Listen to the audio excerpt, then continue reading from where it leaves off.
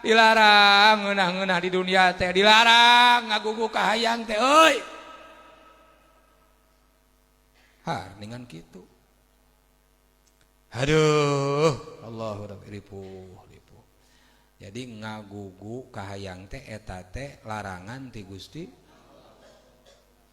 Artina teu meunang. Kaenakan teh kan eta teu meunang.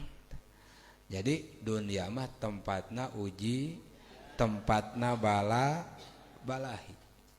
Jadi anu ieu di mana-mana nu ngariung di dieu ya nu kumpul di dieu.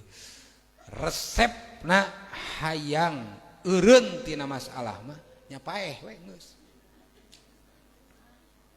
Di mana-mana marane hayang hirup keneh wayahna kudu daek narima kana sagala rupa masalah. Kudu daek we.